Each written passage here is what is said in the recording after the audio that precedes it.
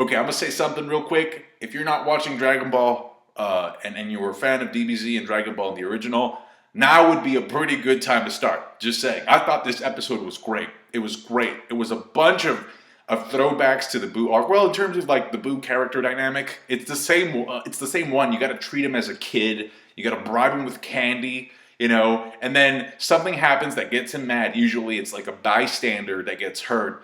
I remember when that little dog was shot, he got super pissed. Now it's, Satan gets hurt and he gets pissed off. I knew that was going to happen since last week's episode, but just to see it go down was just phenomenal. I happen to think, in my opinion, Boo is one of the funnest characters in the entire series, and I kind of get the feeling that Oda sort of based Luffy's sort of power on Boo a little bit because he does stretch. He doesn't regenerate, but he does stretch. And he's just a fun, lovable, like, kid, kind of like stupid. But when shit gets serious, he always pulls through. And boy, did he come through. Because we had a roided up Basil coming at his ass. And then Goku knew from his facial expressions, he always had faith in Boo. He was going to bounce back. No pun intended. That was actually kind of a lame ass pun. Please forgive me. It was just such a great way of showcasing Boo's skill. And he's a side character. That's the best part. It's a side character. It's time to give the side character some shine. He tanked almost every hit, if not all of them. And then he also dominated the field physically. And then by the end, he went with that energy blast, which was great.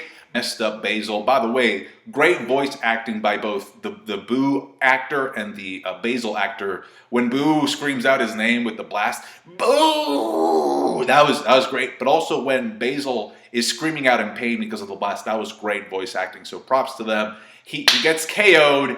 And then, well, before that though, I just want to mention the fact that the Kaioshin from Universe 9, yeah, he seems very authoritative. He seems kind of like he's talking like he's the actual God of Destruction. The God of Destruction, Seidra, is actually very quiet in this episode. He has little comments here and there, but he's not really that loud. And this Kaioshin just won't shut up. We also heard the Pharaoh goddess from Universe 2 talk. She spoke for the very first time, asking why Boo was laughing if he was losing. Well, it's because he's Boo. That's why.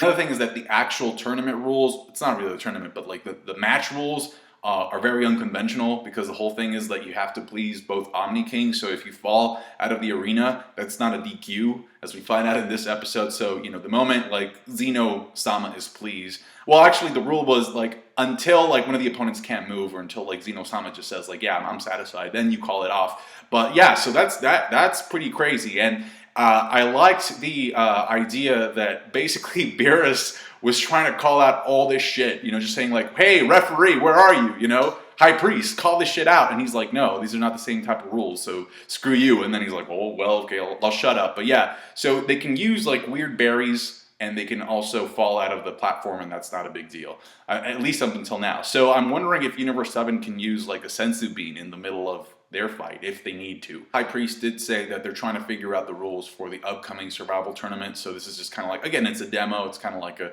first draft, just like a test. So they'll figure out the rules by the time the actual tournament starts. There's something that I want to talk about in terms of Basil's aura, like his ki. It's red and it's weird, and Goku said in the beginning of the episode, I think he talks to Gohan, or Satan, he says something like, yeah, we can't sense their keys. And so to me that means does that mean that they have some type of God essence? Because, you can't really sense the key of a God, right? And then another thing is that the fact that it's red, does that mean is that a reference to Goku in the opening when he actually goes red, he starts glowing red, and he just breaks through that aura? I know a lot of people say it's the Kaioken, but I don't know. To me that seems like some new shit right there. Anyway, there's this really good shot of Vermouth here. Look at that. That's his face when all the explosions start happening. And that brings me to my next point, which is the scene where Boo just completely manhandles this energy blast that Basil shot at him, and he deflects it upward, and it hits the platform, or it's about to hit the platform where Universe 11 is standing. And the guy hooded in cloak is now revealed to be Topo. The Kaioshin refers to him by name, and you see the mustache under the hood. So it's no wonder the character information was released on Friday, so that we would know at least some information about this character. A lot of people thought it was the other guy, the white guy who was bald, who's fighting Goku in the opening. Myself included, I thought that was him.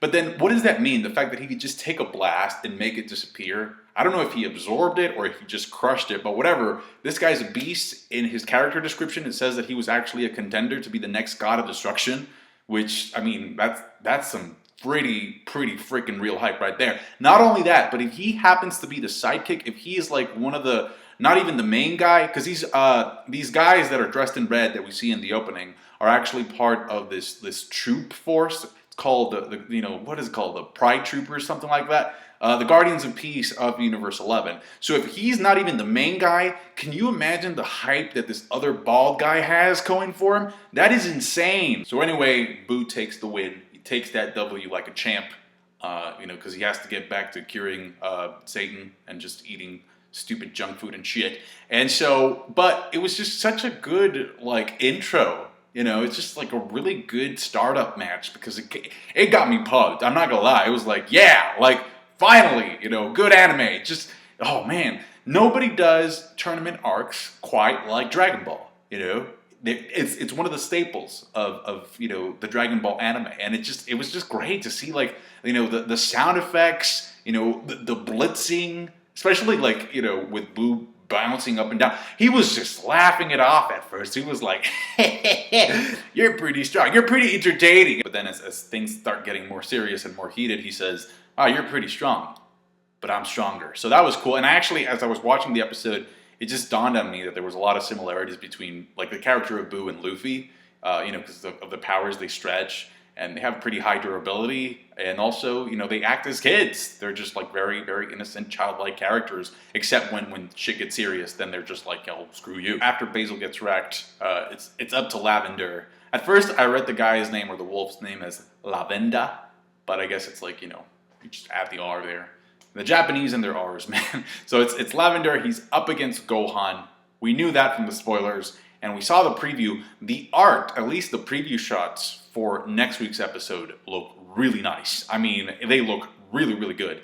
And there's this one shot of Gohan, getting blinded by Lavender's poison, and we knew that was going to happen. But what we didn't know is that he tries to cope with it, because by the end of the preview, there's a shot of him going Super Saiyan, and he's still willing to fight. He's going to keep going, and I'm guessing he's going to use that to try and once you lose one of the senses, the others kind of kick in and they amplify. So I'm guessing that's what's going to happen. Before he even enters the arena in this episode, he tells Goku, I want to show you how strong I am right now. And I'm guessing that's going to be something that is going to come up later after the fight, so that Goku can gauge what his power level is, or what he needs to do to get stronger. Because as I mentioned before, if you look at the new opening, it's Vegeta and Goku and Gohan seem like they're all training in that montage in the beginning of the opening. And so I'm thinking that Gohan's fight next week is going to be a wake-up call for him to, it's just normal.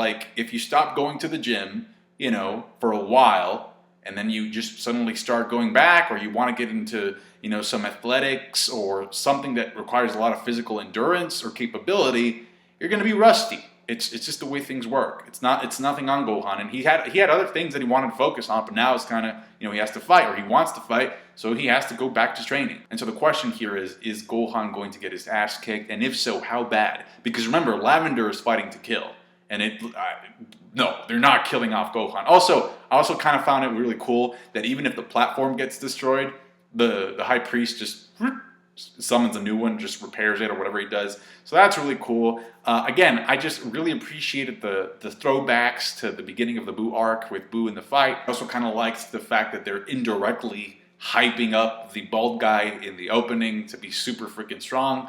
And something else that I noticed, and this is just a minor detail, because everything else was great, but they did reuse the shot of the gods on the platforms as Goku was talking about how he was really excited about finding out new people that were really strong. It's the same shot from the last episode, so it was a little bit disappointing, but whatever, just a minor detail. Because the rest of the episode I thought was great. Oh, and also we got this shot of Vermouth looking like this.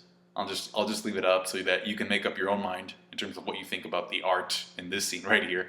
Other than that, I thought the episode was great. Thank you so much for watching. Like the video. Please like the video if you did. I really appreciate that. It helps out the channel. Also subscribing if you haven't already. If you're just finding me for the first time, subscribe, because I do Dragon Ball Z, Dragon Ball Super related videos every once in a while, like every week. So yeah, thank you. Catch you guys later.